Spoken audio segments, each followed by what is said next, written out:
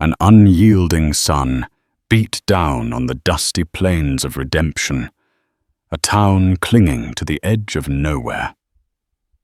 For 19-year-old Isabella Montoya, it was her wedding day and her funeral. Sold by her father to settle a gambling debt, she was to be shackled to a man whose soul was as barren as the land around them.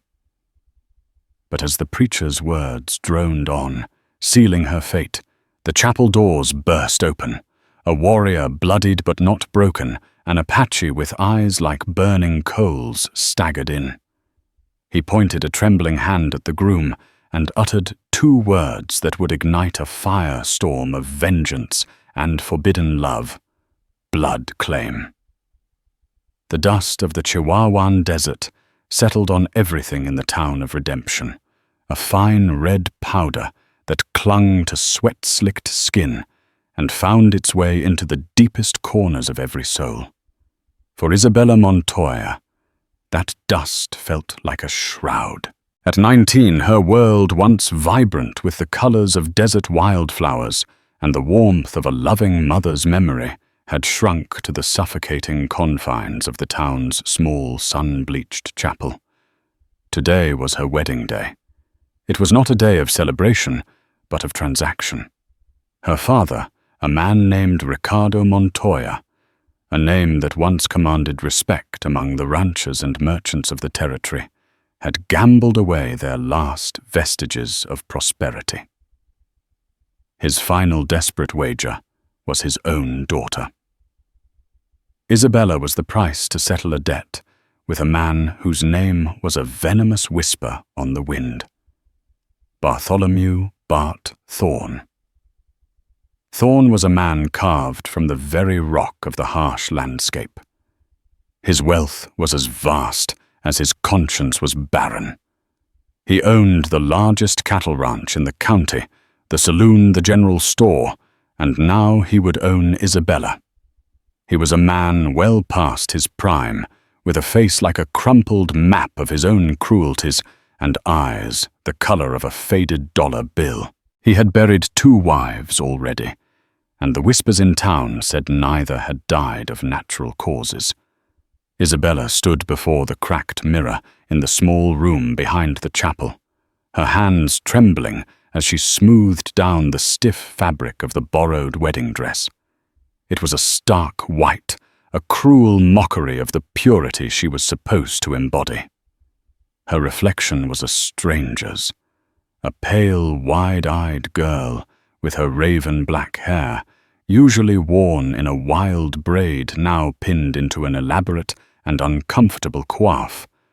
Her mother's silver cross, her only remaining treasure, felt cold against her skin. "You are a Montoya." Ricardo had slurred at her that morning, his breath thick with the sour stench of cheap whiskey. "You will do your duty." Duty. The word was a lead weight in her stomach. Her duty was to chain herself to a monster to pay for her father's weakness.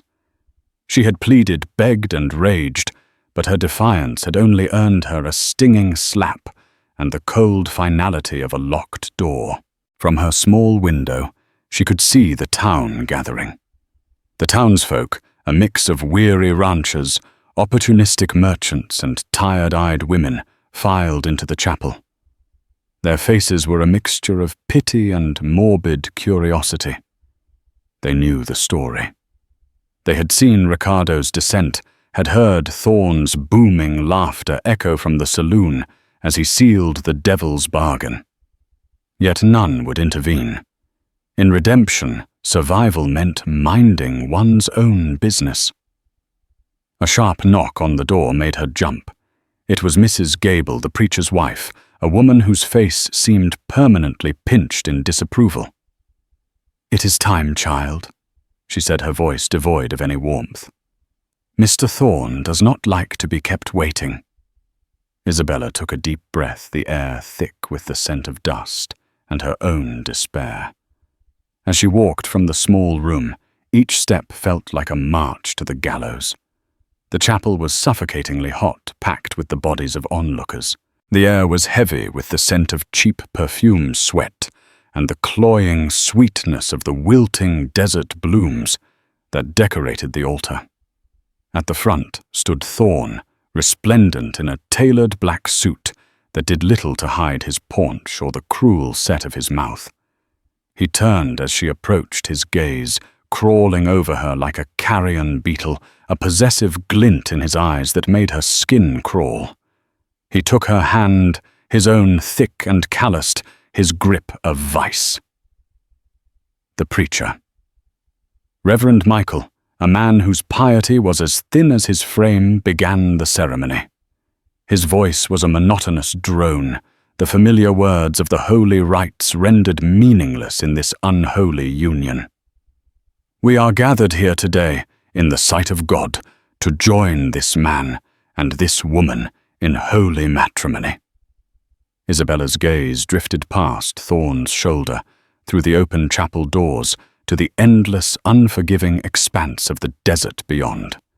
It was a land she had once loved, a place of freedom and wild beauty.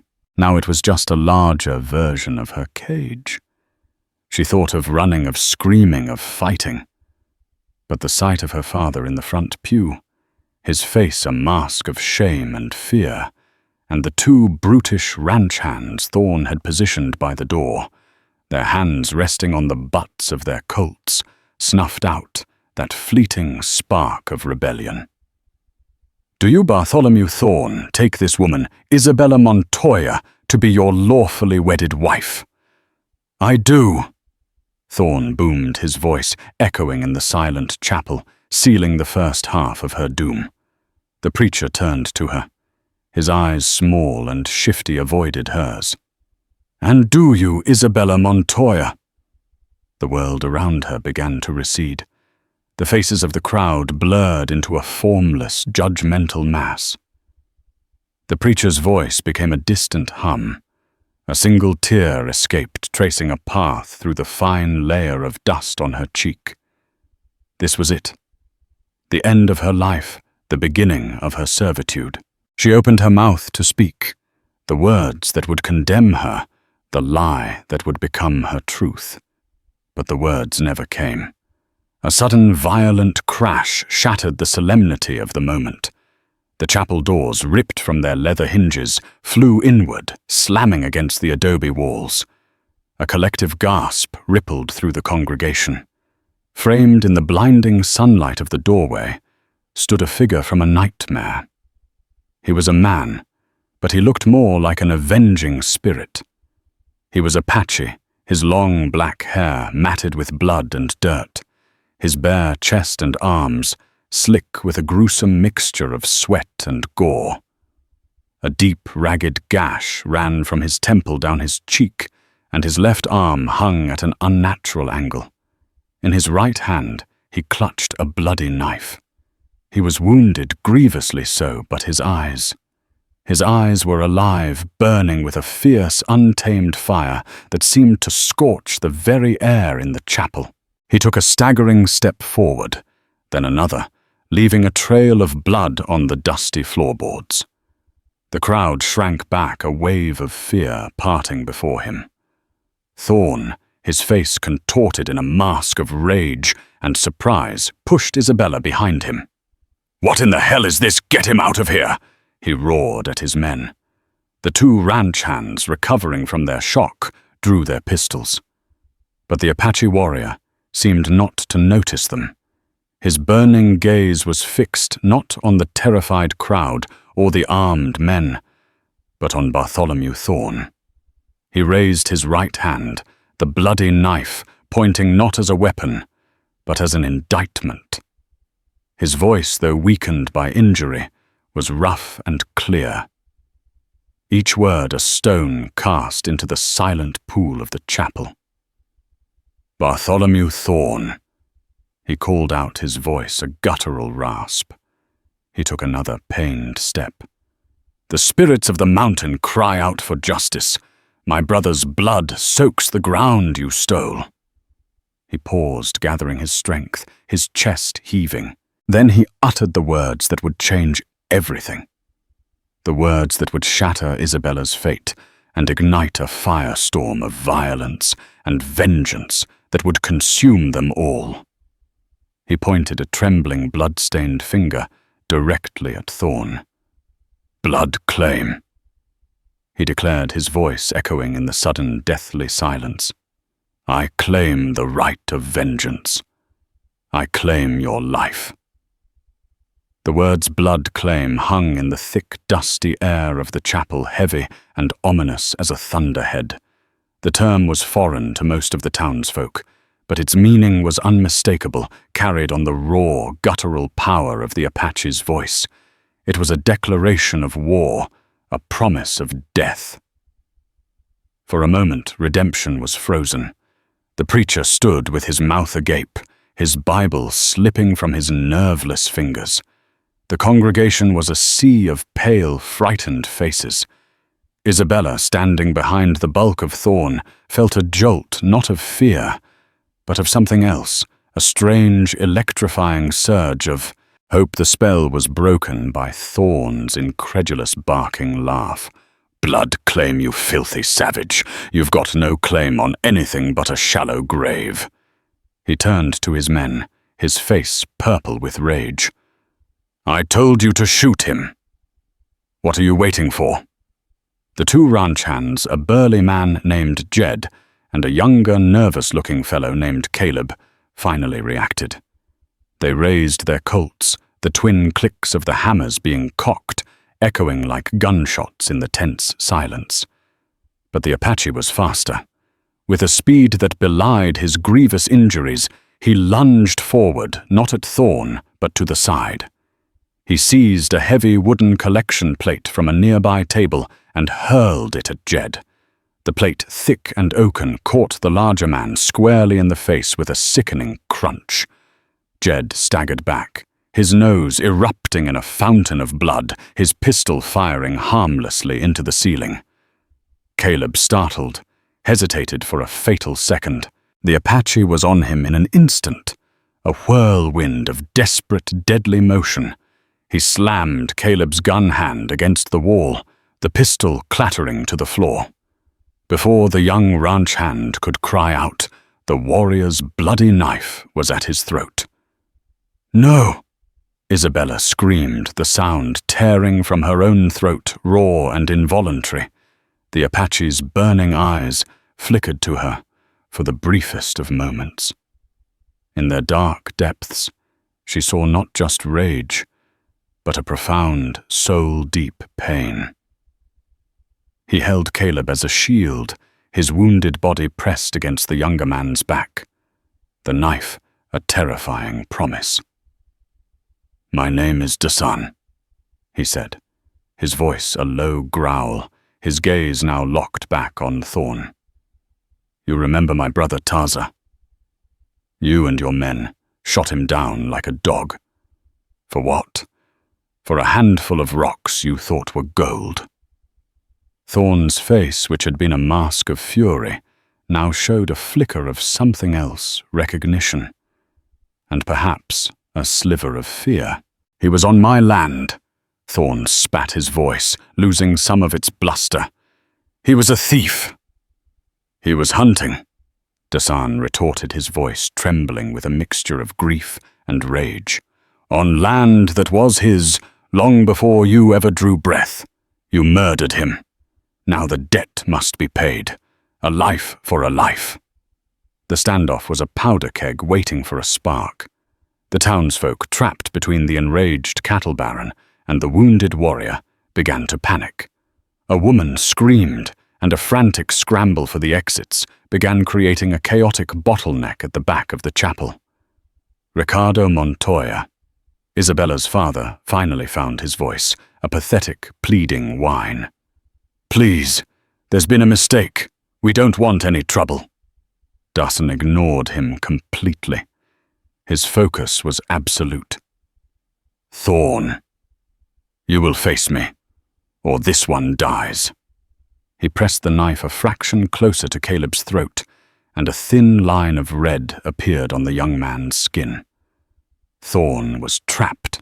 His authority, his very dominance in this town, was being challenged by a single, half-dead Apache. To back down was unthinkable. To fight was to risk the life of one of his own men, and perhaps his own.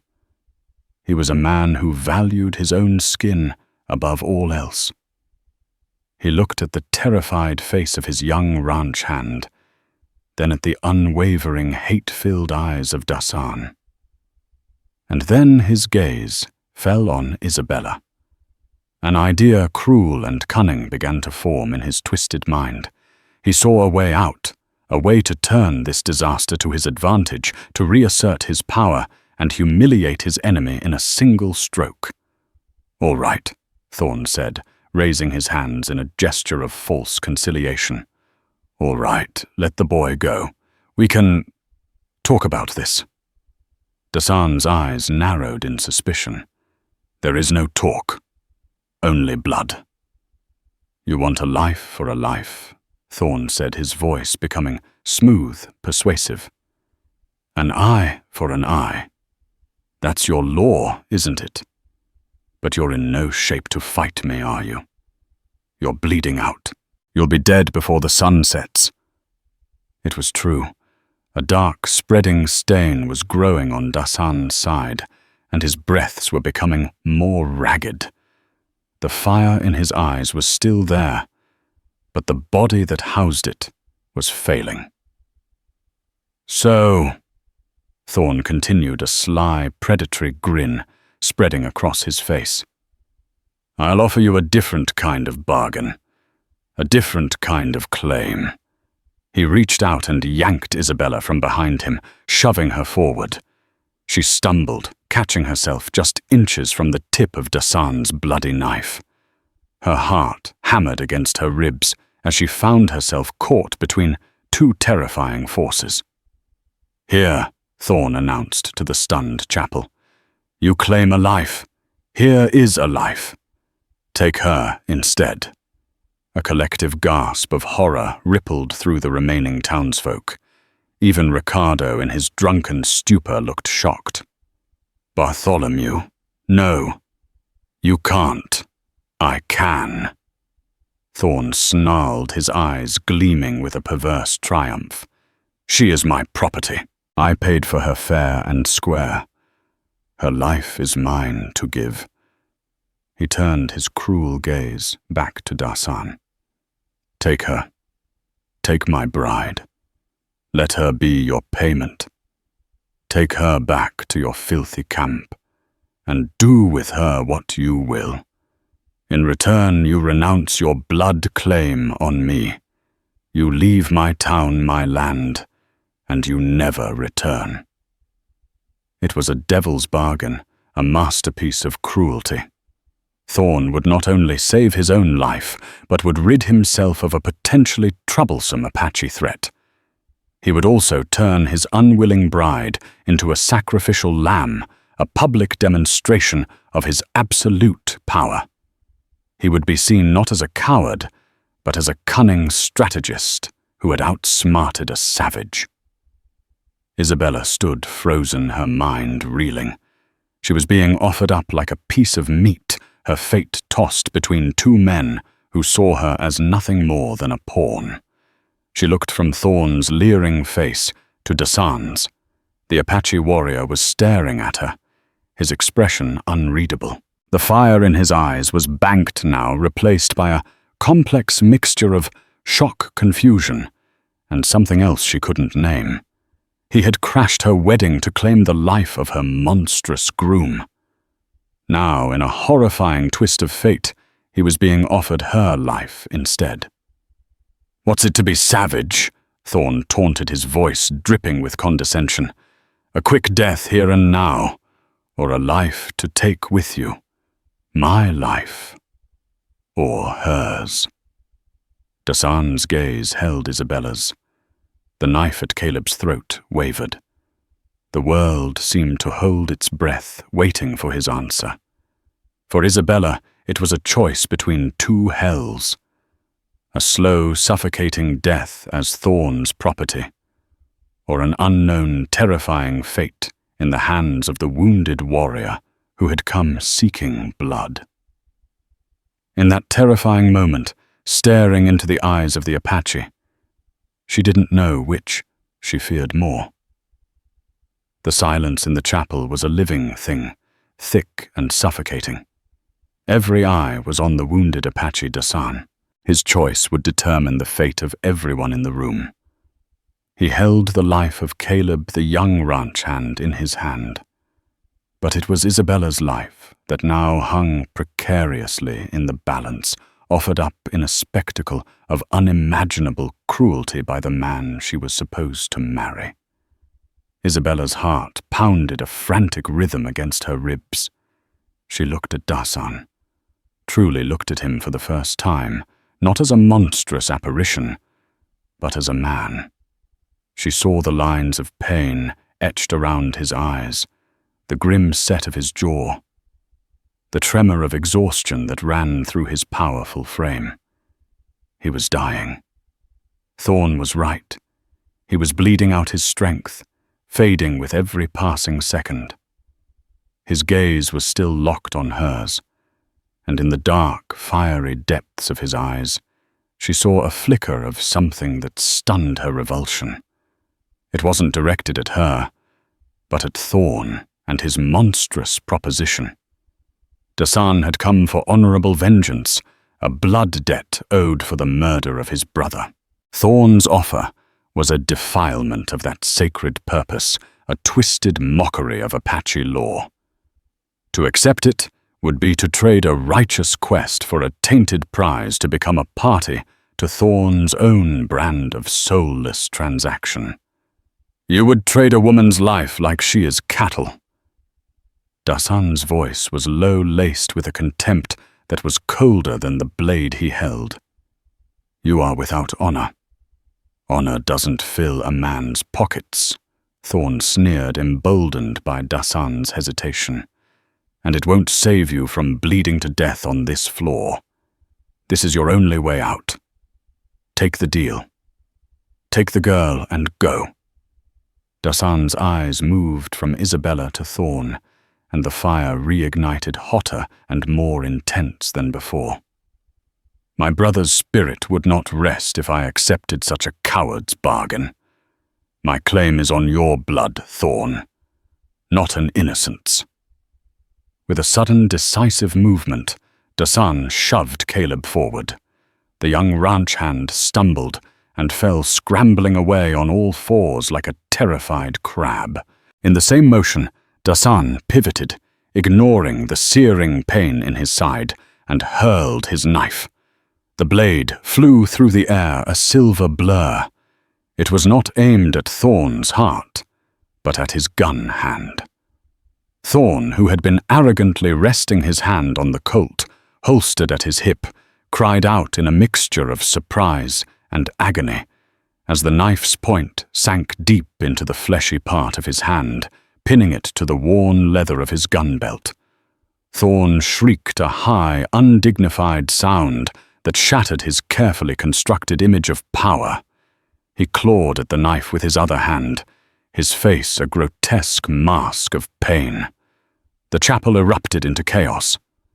Jed, the other ranch hand, finally recovering his senses, lunged for his fallen pistol. But Isabella, acting on pure instinct, moved first. She kicked out her simple leather shoe, connecting with the gun, and sending it skittering across the floor far out of reach.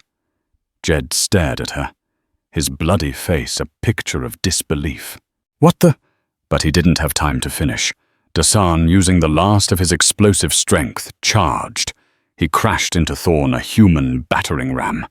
The two men went down in a heap, Thorn's screams of pain mingling with Dasan's guttural roar of effort. Isabella didn't wait to see the outcome. Her brief moment of defiance had broken the spell of her helplessness. A primal, desperate need for freedom surged through her. She saw the open chapel doors, the blinding sunlight, the promise of escape. She ran. She hitched up the cumbersome wedding dress, her feet flying over the dusty floorboards. She didn't look back. She could hear the sounds of struggle, behind her grunts, curses, the thud of bodies hitting the wooden pews. She expected a gunshot, a hand to grab her shoulder, but none came. She burst out of the chapel and into the searing heat of the afternoon sun. The town square was in disarray. People were scattering, shouting, pointing back towards the chapel. She ignored them all. Her eyes fixed on the alleyway between the general store and the blacksmith's forge. It was her only chance. Her lungs burned. Her heart felt like it would explode. But she kept running. The stiff, formal dress was a hindrance, catching on a loose nail, tearing with a loud rip. She didn't care. She stumbled, her ankle twisting, but caught herself on the rough adobe wall of the blacksmith's shop. She risked a glance behind her. Thorne's men were starting to emerge from the chapel, their faces a mixture of confusion and anger. Jed was shouting, pointing in her direction. She ducked into the alley, the sudden shade a brief respite from the relentless sun. The alley reeked of manure and coal smoke. It was a narrow, claustrophobic space, but it was her only path away from the main street. She ran her breath, coming in ragged sobs. She was almost to the other end of the alley when a figure blocked her path. Her heart leaped into her throat. It wasn't one of Thorne's men. It was Dasan. He was leaning against the far wall, his body slumped in exhaustion. The front of his torso was now completely covered in blood. His face was ashen, and the fire in his eyes had dimmed to embers. He had somehow gotten out of the chapel and cut through the back to intercept her. She skidded to a halt, trapping herself between the warrior and the men who were surely pursuing her. Fear, cold and sharp, pierced through her adrenaline-fueled flight. Was he here to claim her after all? Had Thorne's monstrous bargain become a self-fulfilling prophecy? "They will be coming," he said, his voice a strained whisper. He pushed himself off the wall, staggering slightly. "Get away from me." Isabella breathed her back, pressing against the rough wall of the alley. Dasan held up his empty hands, a gesture of peace that seemed absurd given the circumstances. "I will not harm you." His eyes, filled with a weary pain, met hers. Thorne. He is alive. I could not finish it." He coughed, a racking, painful sound, and a fresh trickle of blood appeared at the corner of his mouth. "But they will hunt you now. He will not forgive your defiance." He was right. Thorne would be incandescent with rage. She had not only witnessed his humiliation, but had actively participated in it. There would be no corner of this territory where she would be safe from his wrath. "And they will hunt you," she stated, the reality of their shared predicament dawning on her. He gave a grim, faint nod. "They will." He looked past her down the alley towards the sounds of shouting. "They will search the town first. We must go, now." "Go where?" she cried, her voice laced with hysteria. "I have nowhere to go." "With me," he said simply. He took a faltering step towards her. "The mountains. It is the only place he will not follow." It was an insane proposition. To flee with a wounded Apache warrior, a man who had crashed her wedding seeking vengeance, a man hunted by the most powerful cattle baron in the region. It was a death sentence. But staying in redemption was also a death sentence, a slower, more degrading one. She looked into Dasan's eyes. He was a killer, a warrior, a savage in the eyes of her people. But he had also, in his own way, saved her. He had refused Thorne's despicable bargain. He had seen her as a person, not property. The sounds of pursuit were getting closer. Jed's voice echoed down the alley. "She went this way. Spread out." Isabella had a choice to make, a choice that had to be made in a heartbeat. The devil, she knew, or the wounded stranger who offered a desperate, uncertain freedom. She looked at the blood soaking his chest, at the profound exhaustion on his face. He was her only hope, and she, it seemed, was his. "All right," she said, her voice barely a whisper, a prayer on the wind. "I'll go." Dasan nodded, a flicker of relief in his tired eyes. He pointed towards the end of the alley. "My horse is hidden in the rocks beyond the edge of town. If we can reach it." He didn't need to finish. Isabella understood. If they could reach it. Together, the runaway bride and the wounded warrior slipped out of the alley's far end, melting into the shadows and scrub that bordered the town of Redemption. Two fugitives bound together by the blood and violence of a wedding day, gone to hell. Their desperate flight for survival had just begun. The desert swallowed them whole. The moment they cleared the last ramshackle structure of Redemption, the vast, silent expanse of the Chihuahuan landscape became their sanctuary and their prison.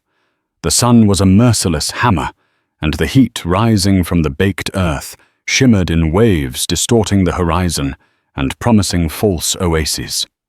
Isabella's pristine white wedding dress, already torn and stained, was a beacon in the stark landscape.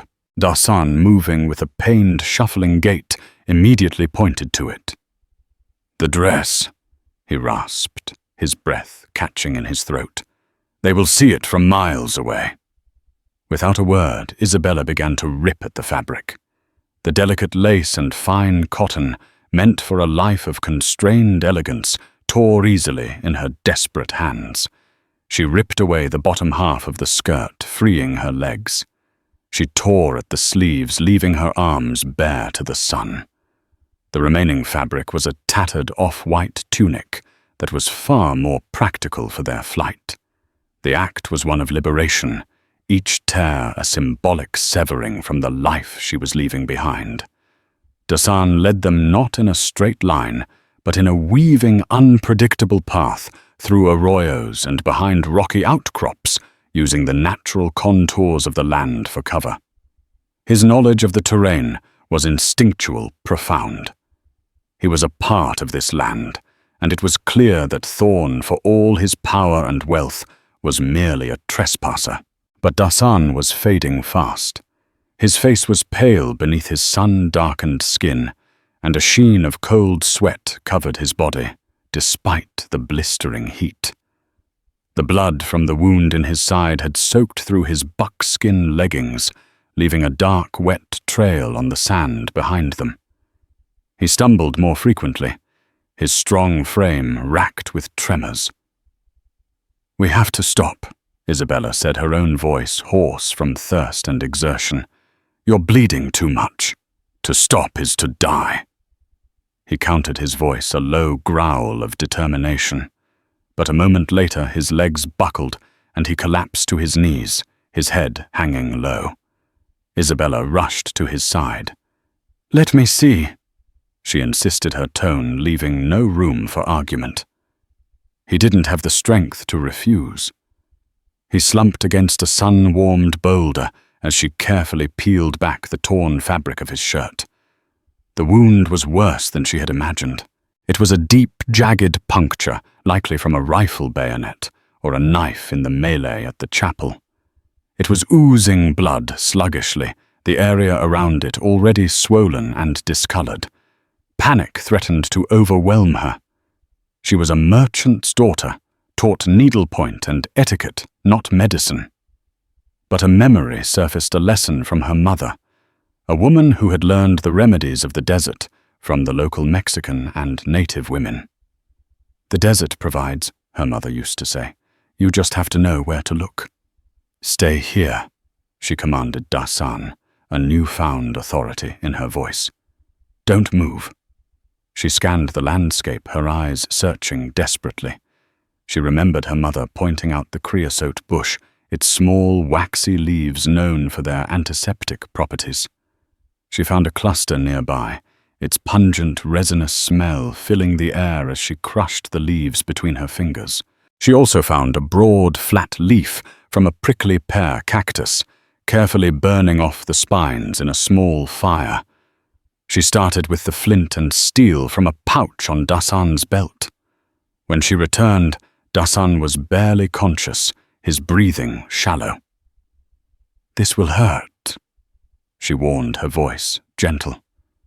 She first used a piece of her ripped dress, soaked with water from Dasan's own canteen, to clean the wound as best she could. He hissed in pain, but didn't pull away. Then she packed the crushed creosote leaves into the gash.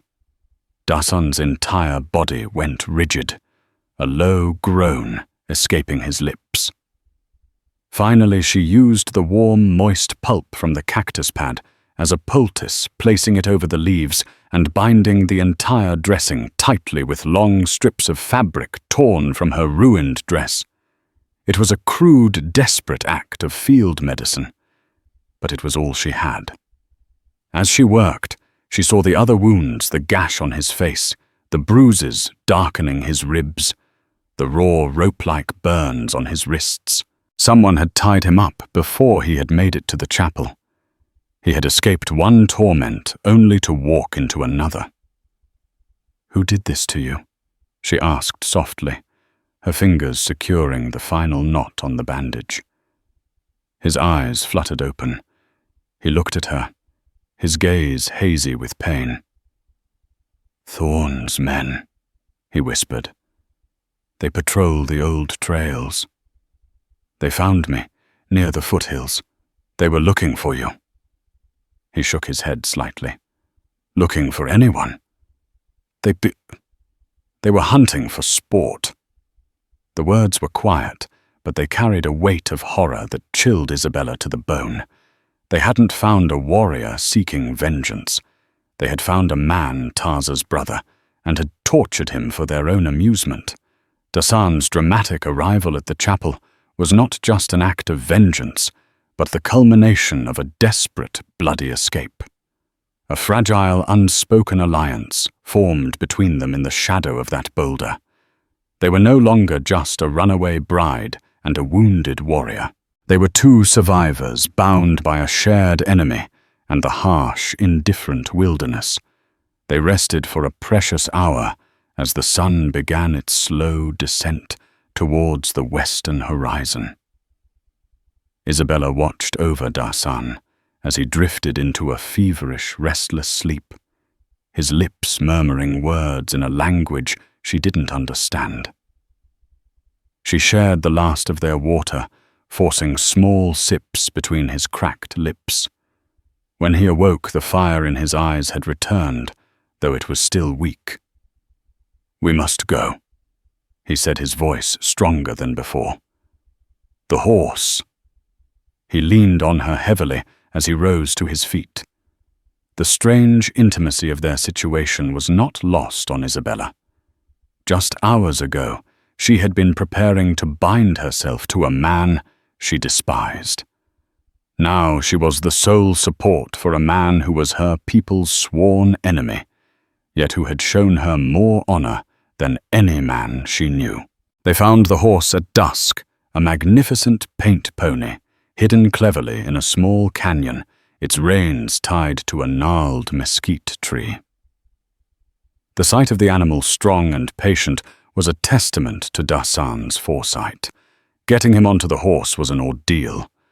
By the time he was settled in the saddle, slumped forward and clinging to the mane, he was slick with fresh sweat, and a small dark spot had begun to stain the white bandage at his side. "I can't," he began, his voice failing him. "I will lead," Isabella said, taking the reins. There was no question, no hesitation. Their roles had reversed. He was no longer the fierce warrior leading her to safety. She was the one guiding him, her determination, a shield against his weakness. With her hand firmly on the reins, Isabella Montoya, the girl who was supposed to be a cattle baron's wife, led the wounded Apache warrior and his paint pony into the deepening twilight, heading for the dark, jagged peaks of the mountains that loomed on the horizon. a place of uncertain sanctuary, and the next stage of their impossible journey. The ascent into the Dragoon Mountains was a journey into another world. The oppressive heat of the desert floor gave way to the cool, pine-scented air of the high country. The landscape transformed from sparse scrub and cactus to a rugged terrain of granite domes, hidden canyons, and thick forests of oak and pine. For Isabella, who had spent her life on the flat plains, it was like stepping onto another planet. Beautiful, intimidating, and wild. Dasan, delirious with fever, was a dead weight in the saddle. Isabella walked beside the paint pony, one hand on the reins, the other often reaching up to steady him. During his brief moments of lucidity, he would give her whispered directions, guiding her along barely perceptible trails that snaked through the treacherous landscape. "Follow the raven's shadow," he'd murmur, or "listen for the water that speaks." She learned to read the signs of the wilderness through his eyes, to see the subtle language of the land that had been invisible to her before. They traveled mostly at night, hiding during the day in sieves or dense thickets. The mountains that had seemed a monolithic barrier from the desert floor were up close a labyrinth of secret places. It was Dasan's home. He was known here. His spirit, even in his wounded state, seemed to draw strength from the ancient rocks and whispering pines. His fever raged for 2 days. Isabella tended to him with a fierce maternal devotion. She found a spring of clear, cold water and bathed his hot skin. She changed the poultice on his wound, using her newfound knowledge of desert plants to find yarrow, to staunch the bleeding, and juniper berries to make a cleansing tea. She hunted clumsily at first, using a simple snare Dasan taught her to make in a moment of clarity. She caught 2 rabbits, skinning and cooking them over a small, smokeless fire, the taste of the meat a welcome relief from their hunger. During the long hours of his delirium, he spoke.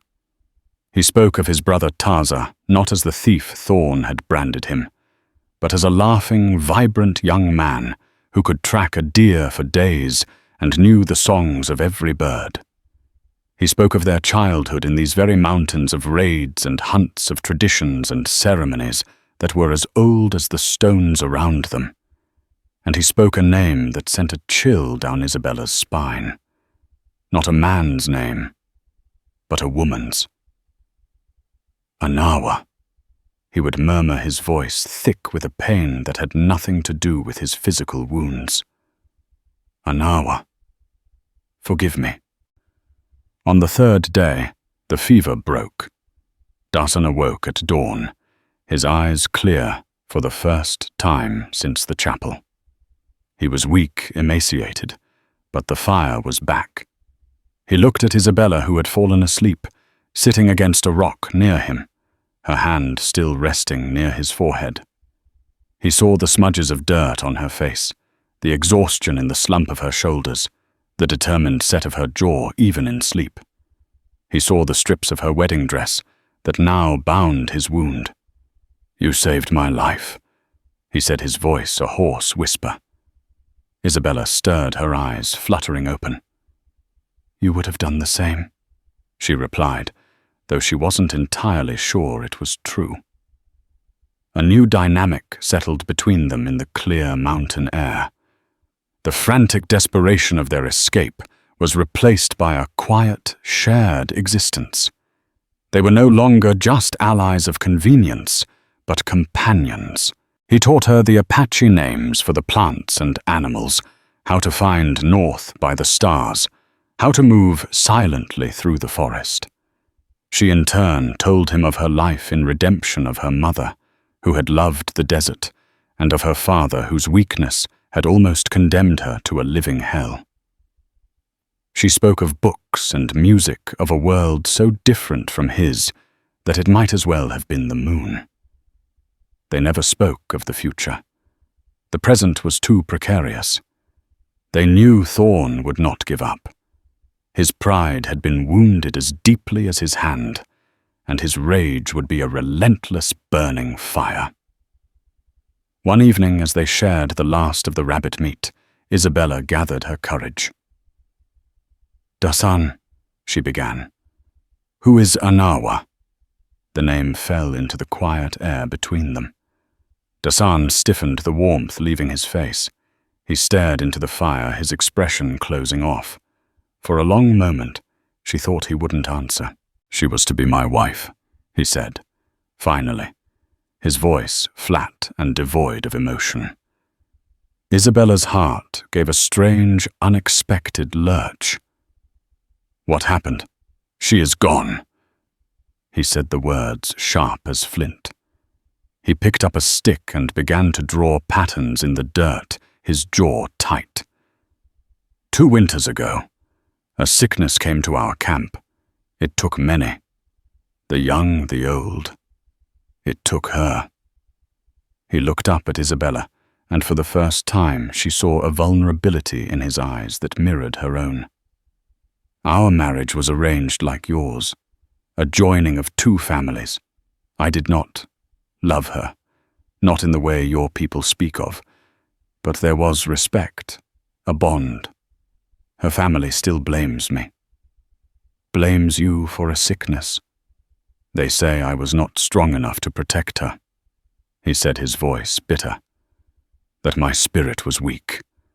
That is why, when Taza was murdered, I had to answer the blood claim, to prove my strength, to restore my honor, not just for my brother, but for myself." Isabella finally understood the depths of the warrior who sat before her. His quest for vengeance was not just about retribution for his brother's death. It was a desperate attempt to reclaim his own identity, to silence the ghosts of his past. He was as much a prisoner of his culture's expectations as she had been of hers. "Her brother," Dasan continued, his voice barely a whisper, "is a warrior named Kael. He believes I am cursed. He believes I bring misfortune to those I am bound to." The implication hung in the air between them, unspoken but terrifyingly clear. Dasan believed it too. He had lost Anawa. He had failed to save Taza, and now he had brought Isabella into his world of violence and flight. He saw himself as a harbinger of doom. Before Isabella could respond, the sharp crack of a twig breaking in the darkness beyond their small fire made them both freeze. Dasan was on his feet in an instant, a knife appearing in his hand as if from nowhere. He moved in front of Isabella, shielding her with his body, his eyes scanning the impenetrable blackness of the surrounding forest. The silence that followed was absolute. The chirping of the crickets had ceased. The whispering of the wind in the pines seemed to hold its breath. They were not alone in the mountains anymore. A voice called out from the darkness, low and menacing, a voice that dripped with malice and cold fury. It was a voice Isabella recognized with a surge of pure terror. "I know you're in there, you filthy savage, and I know you have my property." It was Bartholomew Thorn. He had followed them, and he had brought the devil with him. The devil's voice sliced through the sacred silence of the mountains. "I know you're in there, you filthy savage." The voice belonged to Bartholomew Thorn, and it dripped with a cold personal fury. "And I know you have my property." The menacing click of multiple rifle hammers being cocked echoed through the canyon. They were surrounded. Isabella's blood ran cold. He hadn't just sent men.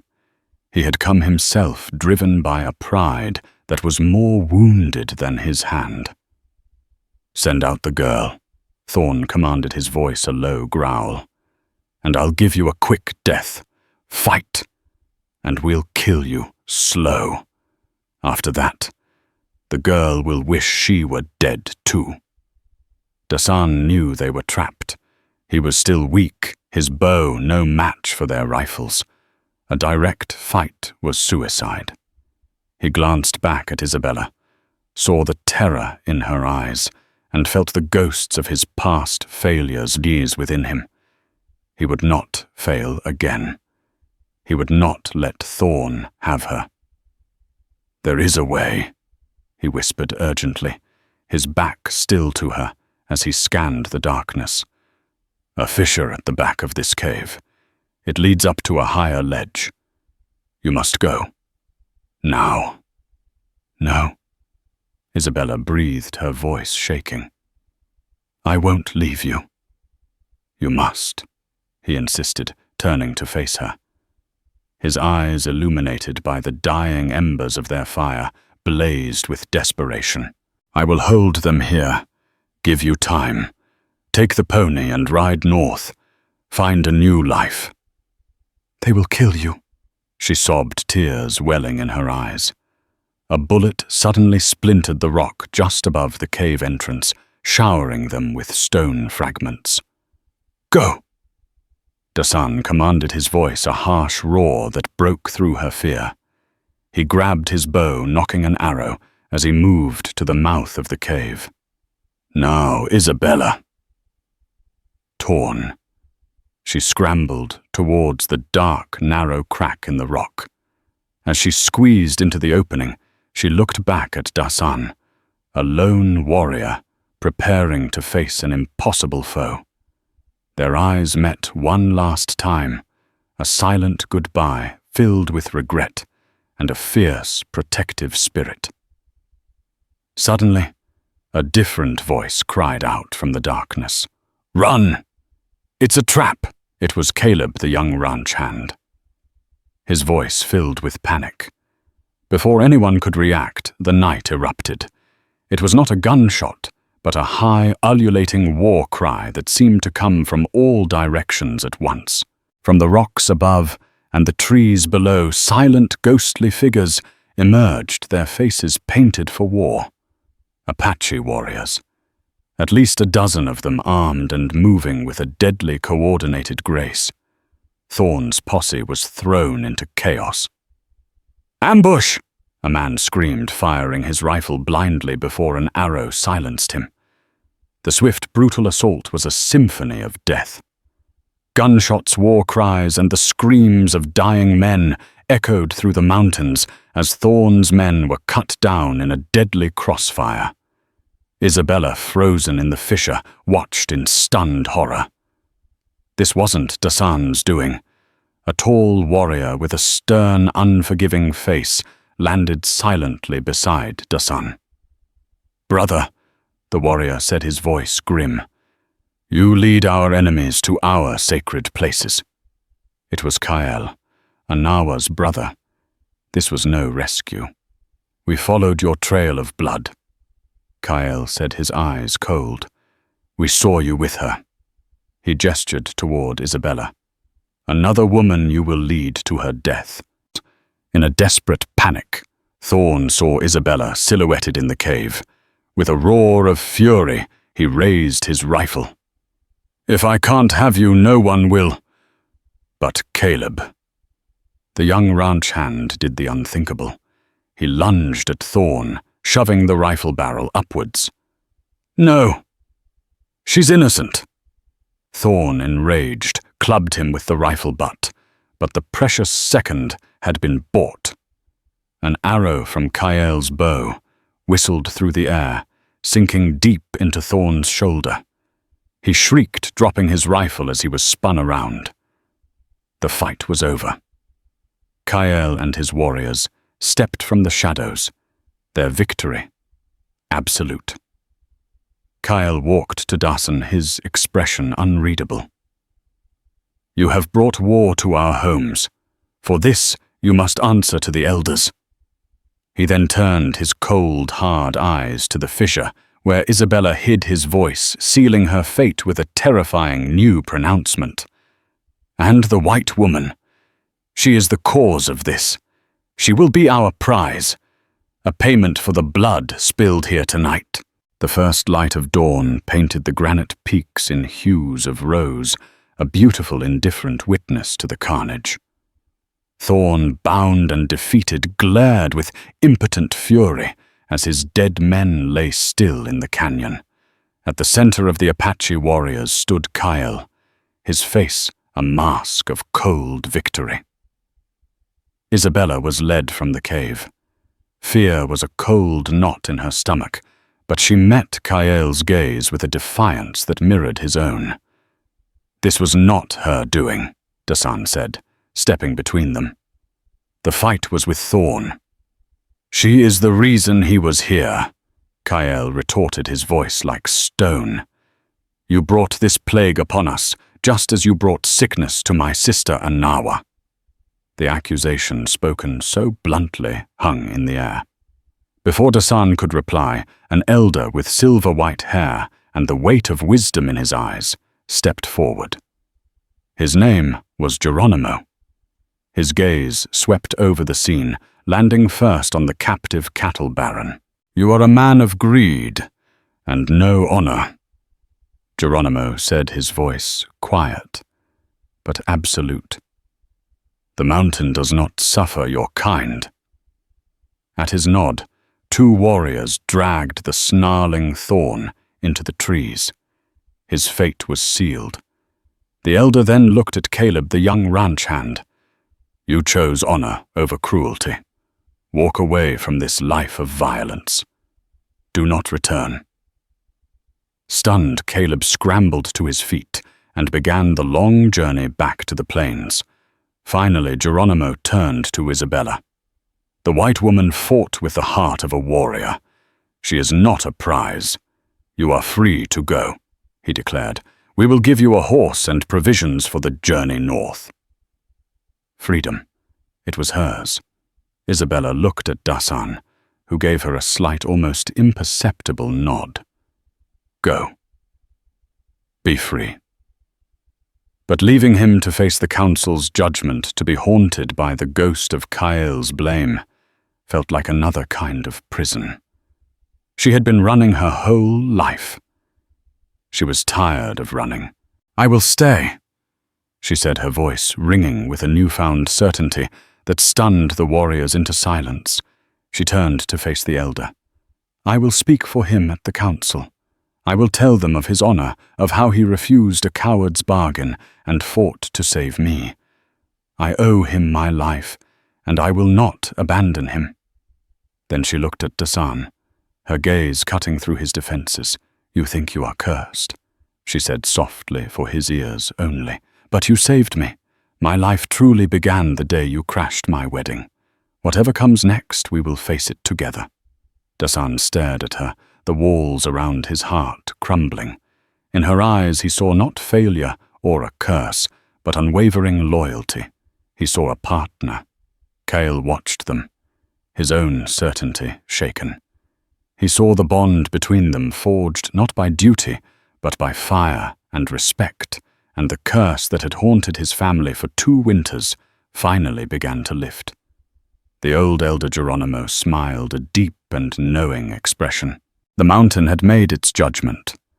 The runaway bride and the wounded warrior, 2 souls from different worlds, had found something profound. Their future was uncertain, but for the first time, it was a future they would choose for themselves together. Their path would be a new trail forged not in blood, but in a love as wild and resilient as the land that had given it birth. Thank you for joining us on this journey back to the untamed heart of the Wild West. The story of Isabella and Dasan is a testament to the fact that even in the harshest of landscapes, courage, honor, and love can bloom in the most unexpected ways. Theirs was a trial by fire, a clash of worlds that forged an unbreakable bond. If their story of survival and defiance moved you, please take a moment to hit that like button to let us know. Don't forget to share this epic tale with others who love stories of drama, grit, and the enduring power of the human spirit. And most importantly, if you want more gripping stories from the annals of history and the wild frontiers, be sure to subscribe to our channel and ring that notification bell. You won't want to miss the next adventure we have in store. Until next time, stay brave, stay curious, and keep the stories alive.